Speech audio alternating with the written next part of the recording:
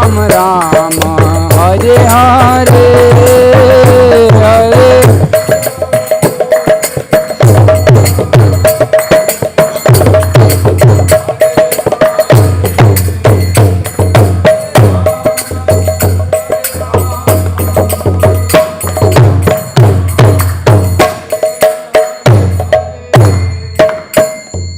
Jai Vishnupada Paramahansa Prabhujakacharya Stotra Shata Shishmat A.C. Bhaktivedanta Swami Srila Prabhupada ki Jai Vishnupada Paramahansa Prabhujakacharya Stotra Shata Shishmat Bhakti Siddhanta Saraswati Thakur Srila Prabhupada ki Ananta Koti Vaishnavini ki Namacharya Srila Haridas Thakur ki Prem se kaho Shri Krishna Chaitanya Prabhu Nityananda Shri Advaita Gadadhara Shivasadi Gaura Bhaktivinoda ki Shri Radha Krishna Gopa Gopinath Shyamakunda Radhakunda Giri Govardhan ki Vrindavan Dham ki Mathura Dham ki Ganga Mai ki Yamuna Mai ki Tulasi Devi ki Bhakti Devi ki Samaveta Bhaktivinoda ki. All glories to the assembled devotees, Hare Krishna. All glories to the assembled devotees, Hare Krishna. All glories to Shri Guru Gauranga. All glories to Srila Prabhupada. Om Namo Bhagavate Vasudevaya.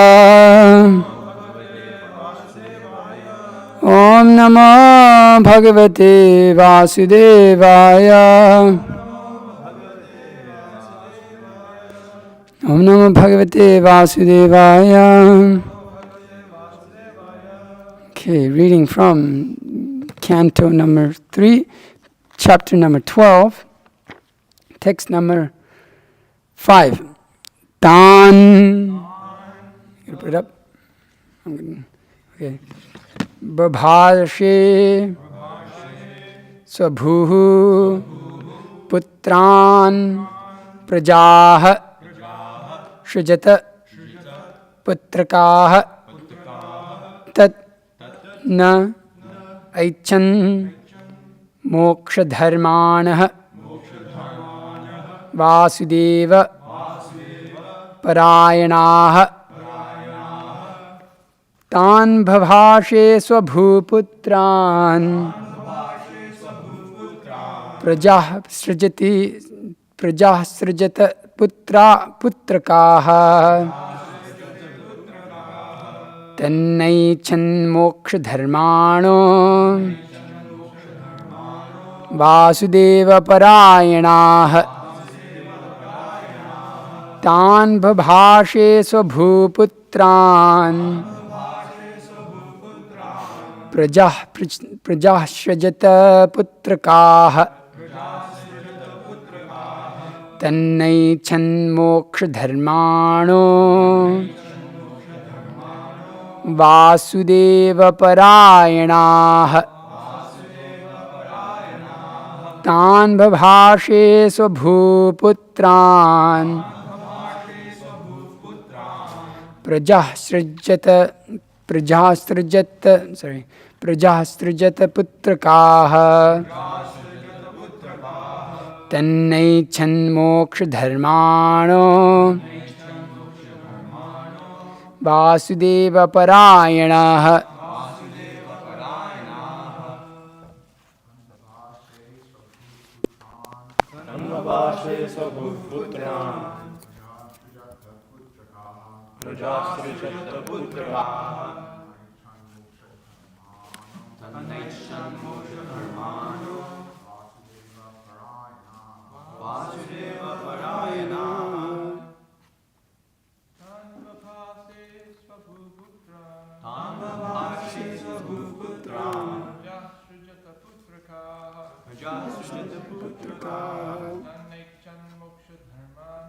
naicchan mokṣa-dharmāṇo vāsudeva-parāyaṇāḥ. Vāsudeva-parāyaṇāḥ.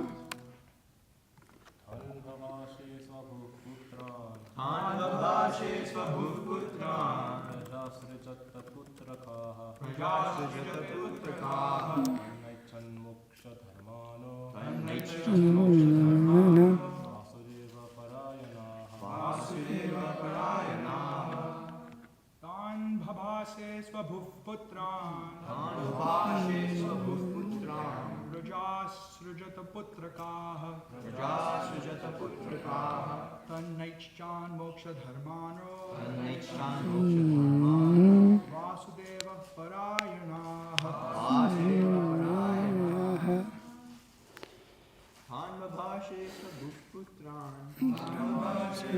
putrān putrakāḥ naicchan mokṣa-dharmāṇo vāsudeva-parāyaṇāḥ. Okay, Mataji's. babhāṣe putrān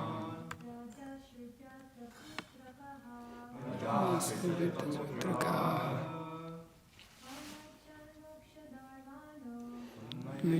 mokṣa-dharmāṇo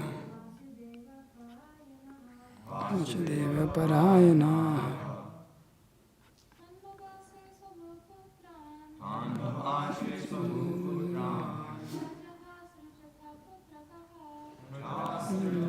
putrakāḥ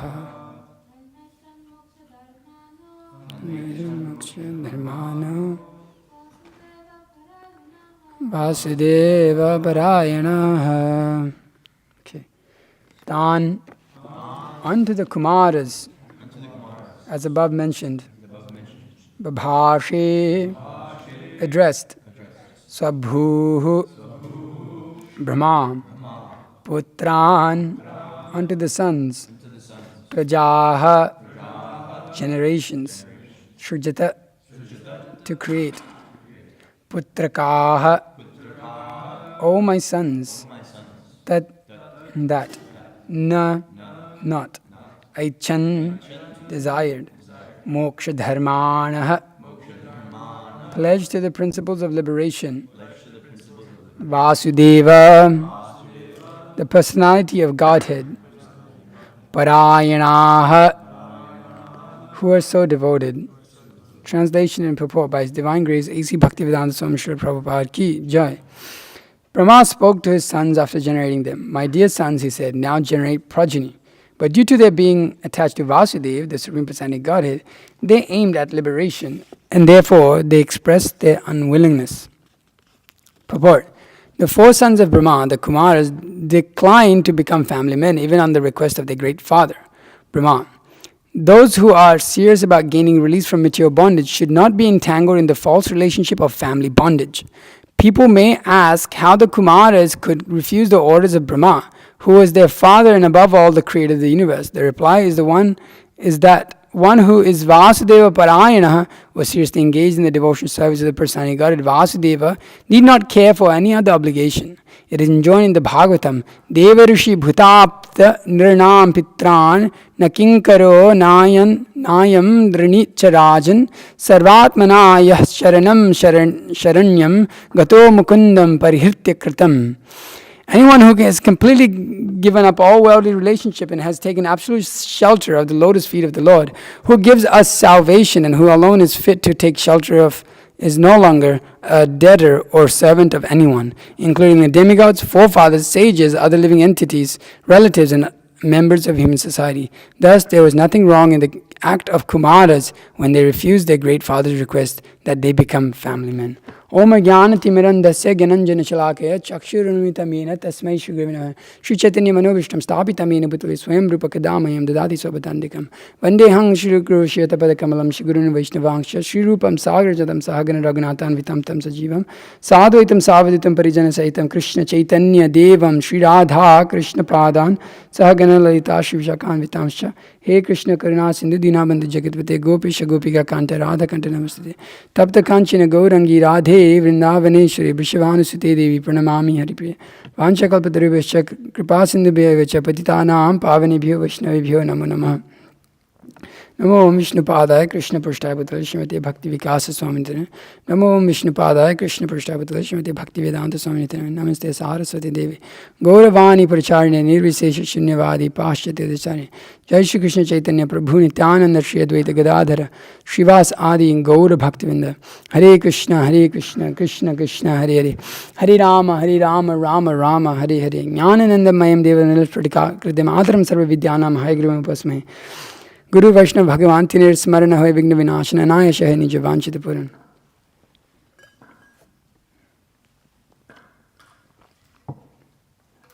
So here we're beginning this chapter quite amazingly with Lord Brahmā describing creation what he created, engagements like self-deception, the sense of death, anger, frustration, after frustration, sense of false ownership, illusory bodily conception, forgetfulness of one's real identity, how he felt bad in doing so. And then he began with the four, Sanaka, Sananda, Sanatana, and Sant Kumāra. And it's interesting because he felt bad that he was creating such a situation in the world in which people would indulge in sense gratification. But the first living entities that he created, being of the four Kumāras, they didn't want to engage in any of that. And they wanted to just renounce the world and be attached to Vasudeva. They particularly just wanted to give up everything and just engage in devotional service, or mentioned here as they are just attached to the Supreme Personality of Godhead. It's also mentioned in different places that they were impersonalists until they got the scent of the tulasi that is at the feet of Vishnu. But specifically kind of the contrast here, how Brahmā was not happy with seeing that he had to create such a situation. But his own sons who didn't want to engage in that, he became not happy that they didn't want to do that. So it almost seems also, he also was overcome with some level of that maya there, that, okay, now I'm a father, now now you're my sons. And you can see how that proprietorship immediately took over Lord Brahmā also. As soon as he had sons, okay, you must engage in family, whatever, family, you must become family men. Why? That's why I have created you. You must do it. But they said, no, we want to just, we want liberation. And Brahmā said, he's fried out with his sons. But why should he be fried out when a few verses ago he's saying, well, I feel so bad that I have to engage the living entities in such a situation. So there's some hint of that there. And we can see that the Kumāras, the very intelligent, being of the Sumedhasaha, of the great topmost intelligent, they decided not to engage in family life. Now Srimad Bhagavatam says many things throughout, and Srila Prabhupada particularly mentions here that they declined their father's request. Those who are serious about gaining release from material bondage should not be entangled in the false relationship of family bondage. That actually this material family bondage is not required for the living entity. It is not required for one to have to go through the grihastha ashram or grihamedi ashram, whatever. Which all of us here, hopefully in the future, will also avoid grihamedi at least. Grihamedi ashram, that should be avoided. We have been saved from that, from Srila Prabhupada by Srila Prabhupada's mercy. But one does not need to engage in any sort of family bondage at all. But there's a qualification given. What is that qualification? That the Kumāras, what were they? They were attached to Vasudeva. They were attached to understanding, or due to their being attached to Vasudeva, the Supreme Personality of Godhead, they aimed at liberation, and they therefore expressed their unwillingness. So their unwillingness was not particularly out of the desire to not just be a family man. Because, we hear so many things. I mean, it's a part of it. But ultimately, the point being made here is the attachment to Vasudeva. Not just detachment from material existence. That is there. That is there for inspiration also. To understand what this material existence is, what the nature of it is, and how one should detach from it. That is a part of it. But the main thing is that one should be attached to the Supreme Personality of Godhead. Not that those who are married are not attached to the Supreme Personality of Godhead. But certainly it presents a great obstacle in spiritual life when one is engaged in family life in general, as Bhaktivinoda Thakur says, that naturally one has to engage in the dharma, artha, kama. It's just a part of family life. Now in Krishna consciousness, that center is Krishna, but that is there, dharma, artha, kama. The grihastha has to do that out of duty. But the brahmachari only has one occupation, which is serve the guru. That's it. There's nothing else. The renunciate only has one occupation, which is giving knowledge. Again, serving the guru. Not that the renunciate doesn't have a guru. He only is exclusively engaged in that, and so he's one-pointed his attention is just one pointed. There's nothing else. There's nothing else to bother him in life. It should be like that. Not that he is in the renounced order of life and disturbed in so many ways. Then he requires a situation in which that disturbing situation has to be rectified and he has to solve so many problems. But the renunciate doesn't have many problems. Or there may be many problems, but he doesn't care for them so much. Yeah, okay, it's there, but go on in life. So the nature of this family life should be understood by renunciates. It should be understood by everyone, what that particular position is. And Srimad Bhagavatam, especially in the 5th canto, we see Rishabhdev describe that to some extent, and then we see the forest of material enjoyment really emphasize that, what this family life is, what this material bondage is, and why one should try to avoid it at all costs. He should try. So Bhagavatam gives, in this world, family life is exactly like a blazing fire in the forest. There is not the least happiness, and gradually one becomes more and more implicated in unhappiness. In household life, there is nothing favorable for perpetual happiness. Being implicated in home life, the conditioned soul is burned by the fire of lamentation. Sometimes he condemns himself and being very unfortunate, and sometimes he claims that he suffers because he performed no pious activities in his previous life. We see that in Bhaktivinoda Thakur's songs. We see that this verse exactly translating to how Bhaktivinoda Thakur describes his whole life, in that, I took up on forgetting you, I took up on a wife and children and grew my household very nicely, earned a very nice living. But what am I? I'm a wretched soul. I'm a sinner. I'm a liar. I'm a cheater. Bhaktivinoda Thakur says all of these things. You can see how that relates here. And so we see the nature of family life. It is that brings upon one, it's like a blazing fire in the forest. It's not least happiness that is there. What is that happiness that is there? That is generally one of infatuation that may be there, which the Bhagavatam goes on to describe. Sometimes the conditioned soul is attracted by illusion personified, the wife or girlfriend, and becomes eager to be embraced by a woman. Thus he loses his intelligence as well as knowledge of life's goal. At that time, no longer attempts spiritual cultivation. He becomes overly attached to the wife or girlfriend and tries to provide her with suitable apartment.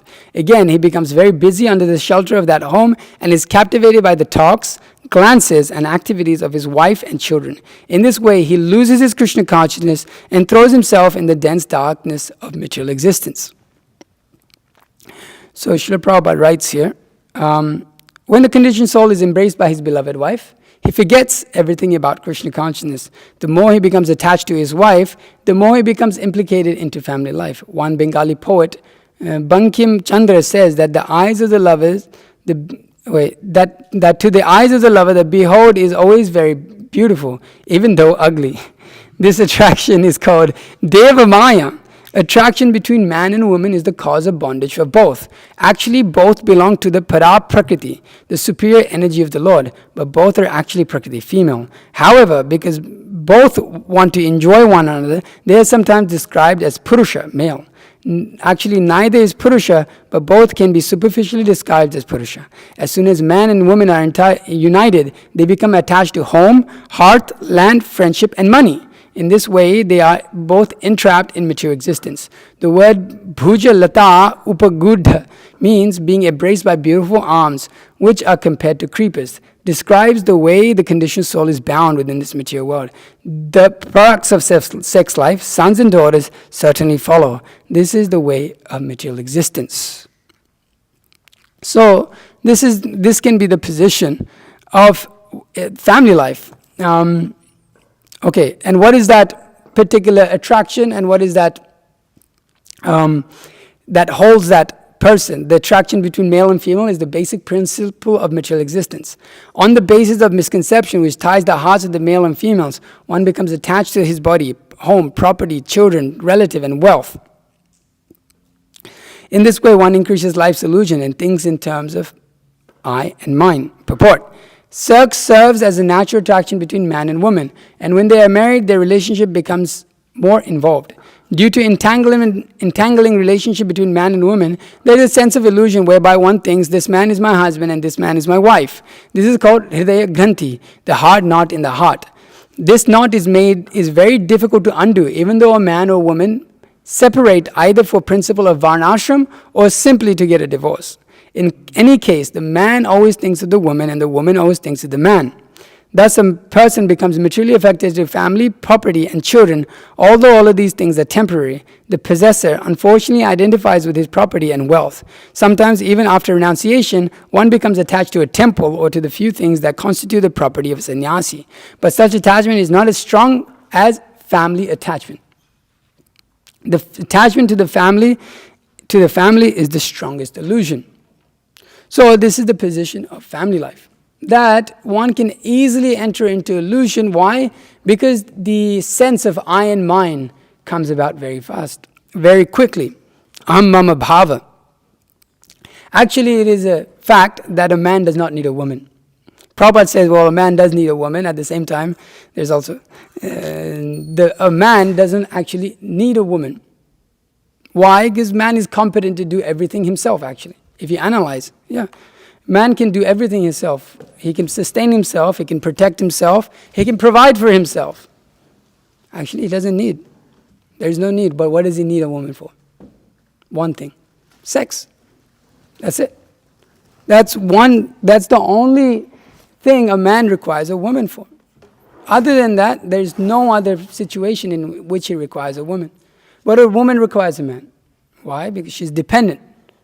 She needs that support of a man, a provider, a protector. But a man does not need that. What does he need? Sex. Sex desire is there. So that is the position of a man. Actually, the male form of life is naturally situated, as the Srimad Bhagavatam often indicates or points out, that actually this male form of life specifically is very favorable or conducive for self-realization, because it can renounce. The act of renunciation is very easy in this form of life. Why? Because you don't need anyone to particularly be dependent on. You can be independent in that sense. But why does a man take up on a woman? Well, sex desire. Hridaya granthi, that which is that knot in the heart, the desire for sex. So then he has to take upon so many different encumbrances of family, home, children, having to earn money, maintain his livelihood. Why? Just for one thing, sex desire. As the Srimad Bhagavatam says, here we see, pumsam striya maitinadi bhavametat tarev matho hre ganti mahu ato griha kshetra sutapta vittair janasya mohoyam aham mameti. That we just described, the attraction between male and female is the basic principle of material existence. That is the only reason. There's no other reason. There's no other need for it. Man is self-satisfied, can be, if he is Krishna conscious. There's no need for it. Why? Because it allows us to actually engage in the service of Guru with exclusive attention,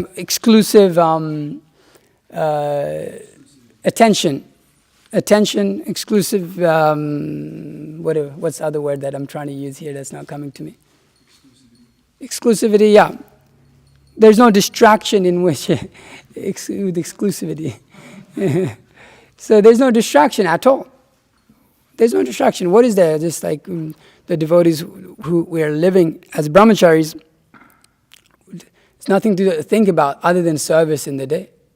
There's nothing else to think about other than service. Do you have anything? Do you have anything else to think about? No.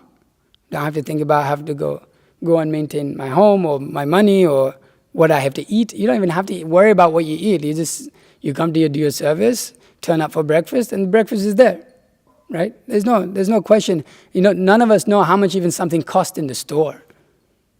It's not even a consideration. Why? Because there's no thought there for that. What is the thought? What is my service today? And how do I expand my service, right? That's the only consciousness that a brahmachari has. How to do my service. And so there's no distraction at all. And so there is a position in which one can elevate his Krishna consciousness very quickly. It is a fast track. It is the fast track back home, back to Godhead. And actually, you could say in one sense, the family life is, in the position we are in, it should be the least attractive thing in this world right now. I mean, you look at it. You look at the situation of the world. It's terrible.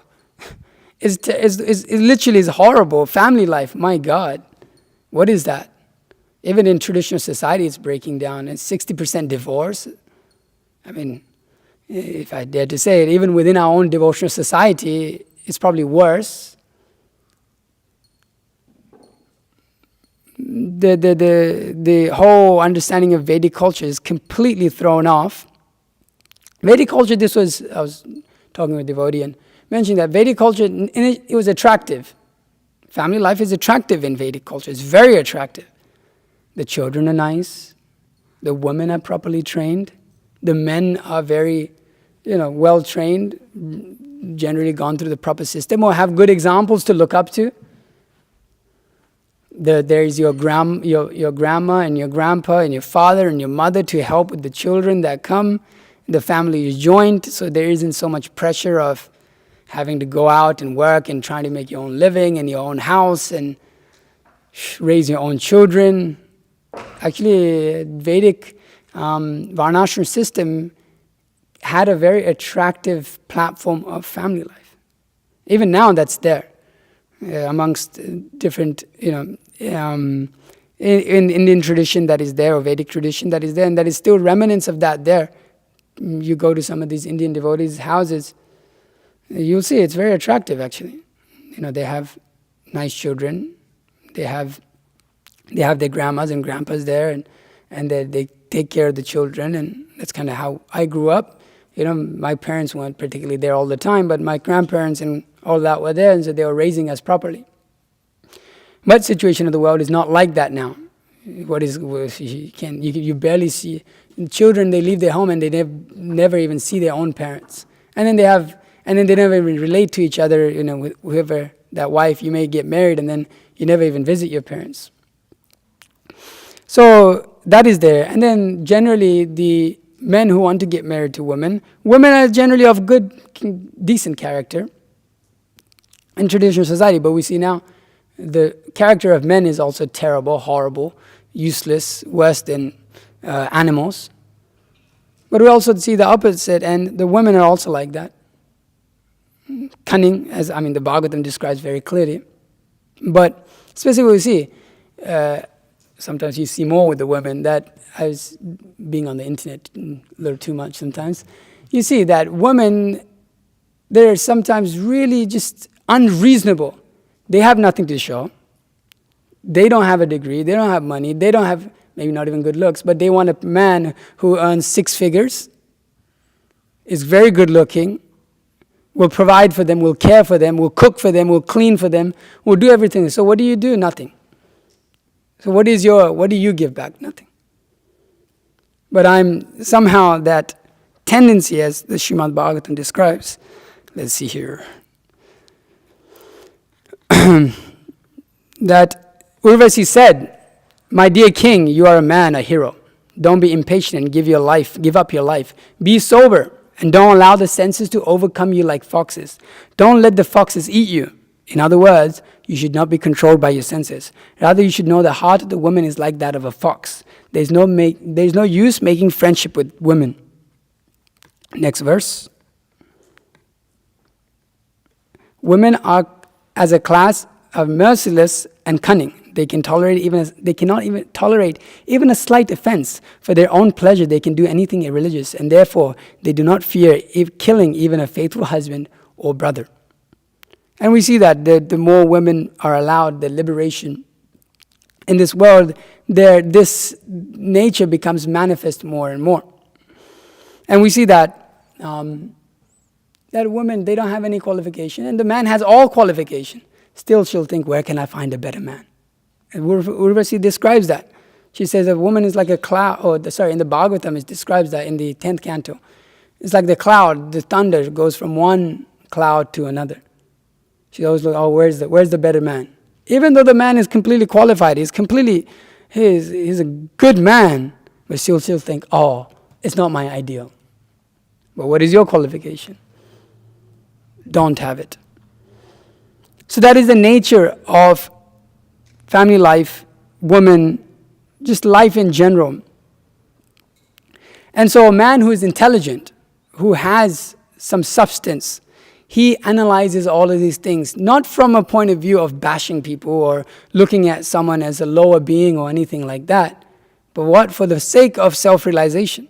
He sees things as reality, not as some euphoric thing, oh yeah, I have to love everyone, I have to see everything is amazing, everything has to be positive. No.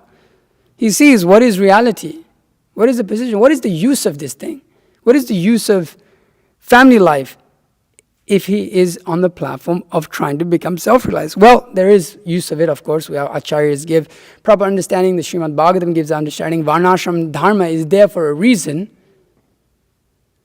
But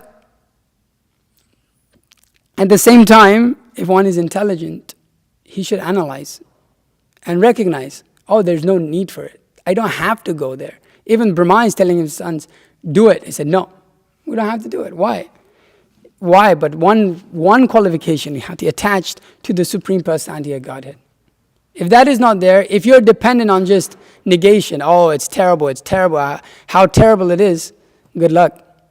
Doesn't matter. The Hridaya Granthi is so strong, it will drag you. As it's saying here, oh king, you're a great hero. Don't be pulled by the foxes. Don't be controlled. But the senses are so strong, as the Bhagavad Gita says, that even it carries away the intelligence of a very great man. So what do we require? What do we require? The attachment to Krishna. Not just detachment or blasting material life or blasting the platform of family life. No, this is not what's required in order to come to the platform of what the Kumāras are describing here, of staying renunciates for the rest of your life or celibates for the rest of your life. It's not just understanding the what is it here? The forest of material enjoyment, the andakupam, the darkness of material existence. No, that everybody understands actually. Whether you're on the platform of Krishna consciousness or not, even the karmis understand that. Oh, this is terrible. They know. They've been through so many divorces. How many of these people, they go through one divorce after another. But it's not that they go, now I must renounce. Again, attraction comes about. How? Hridaya Granthi, that this is the root cause of material existence. Now, if one cannot give that up, then Shastra gives proper understanding on how to give it up. Not how to indulge in it, but how to give it up. Because ultimately you have to give it up again anyways. Brahmachari, Grihastha, Vanaprastha, Sannyas. Sannyas is there for those who are qualified, but there is Vanaprastha, one which gives up family, household life again. So the Shastra particularly points at giving all this up ultimately. But in Krishna consciousness also we understand how to engage that in Krishna service so that it does not degrade us but uplifts us. It doesn't put us on the platform of just becoming animals, but it allows us to maintain our Krishna consciousness. At the same time, there has to be a proper understanding. Not that you become grihastha and then now you can indulge all your senses all you want. No.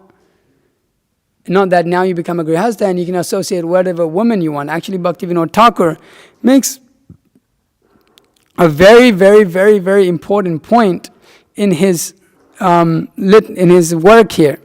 That, okay, let me read out of my phone. Okay, merely a house is not a home, for it is a wife who gives a home its meaning.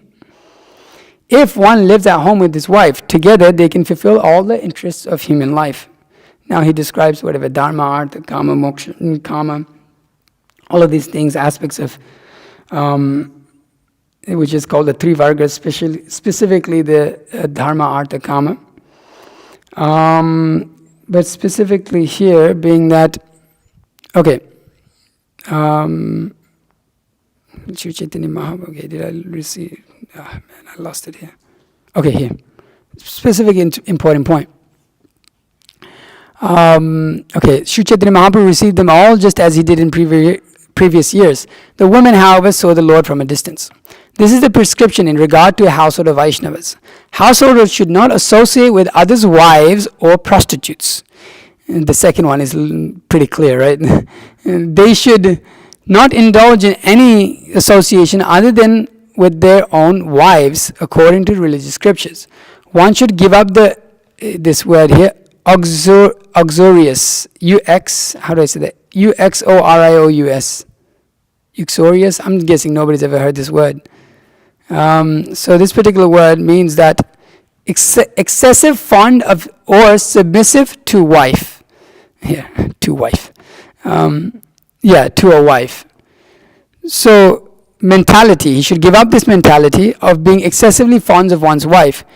The instruments of such scripture regarding the smartas are given. So that particularly being said, that one should not excessively be indulging in such a mentality, that to be excessively fond of one's wife. One should still have a level of detachment. A household of Vaishnava should always work together with his wife for the purpose of achieving transcendental happiness. Although engaged in all kinds of work in this way, he never becomes uxorious, again the same word. In this way, he remains free from women's association throughout his life. He totally gives up illicit intimate speaking with women and the mundane uxorious mood in illicit association with his wife. And then all of these dharmasya apavargasya, all of these different quotes are given. All occupation engagements are certainly meant for human liberation. They should never be performed for material gain. Furthermore, according to sages, one who is engaged in ultimate occupation service should never use material gain to cultivate sense gratification. Life's desire should be directed towards sense gratification. Never should be directed towards sense gratification. One should desire a healthy life of self-preservation, since a human being is meant for inquiry about the absolute truth. Nothing else should be the goal of one's work. So, Bhaktivinoda Thakur further makes the point that when a person acts out of duty, that is not considered association actually. Just like sometimes in Grihastha ashram or in Brahmacharya ashram, sometimes we are obliged to go and perform duties and talk to worldly people, sometimes women, such. But if he doesn't associate them with, he uses the word priti, with love, with affection, that is not called association. Only when he associates with those of materialistic tendencies and such, with priti, with love, having regard for them, with love, then he becomes contaminated by their association. Similarly, Bhaktivinoda Thakur makes the point, when one is in the Grihastha ashram and he engages with his wife, not in this illicit way of having this to be fond of one's wife, then he is actually is not considered women association.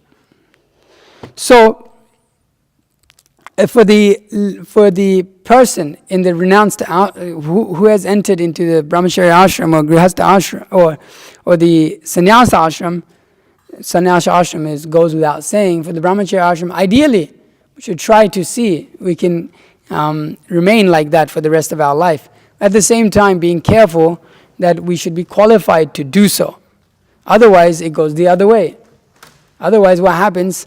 By devotional service, by performance of devotional service to Vāsudeva, you see, even the Kumāras, they didn't become hard-hearted. Generally, impersonalists can be hard-hearted, you could say. But their hearts were very soft. Why? Because they could smell the tulasi leaf of the Lord and become attracted to the Lord. But some may not be qualified means may not have the proper qualifications or tendency or the nature to be a renunciate, or may not have that qualification right now. And so what happens if one artificially takes up on that position of a brahmachari or a renunciate, then what happens? His heart becomes hard. He becomes a very nasty person. Or he becomes very, you can see, his life is hell and people around his life is also hell. It's like that. So then he needs to consider, if he's not satisfied, why? This is Brahma Sukha. Actually, in the platform of the Brahmacharya ashram, what is this? Brahma Sukha, the platform of this intense happiness of Krishna consciousness should be being experienced. If one is not experiencing that, if he's not feeling that attraction to Vasudeva, and he's not feeling enlivened and enthusiastic and just inspired to go on in his life, would not need for anything else but Guru's service, then he should consider getting married. And to see how to rectify that, how to undo that knot that is there in the heart through the Grihastha ashram, through going through the suffering of the Grihastha ashram. That is what it's there for. So it is not required at all. Nobody can force you to do it. You don't need to do it. You don't have to do it.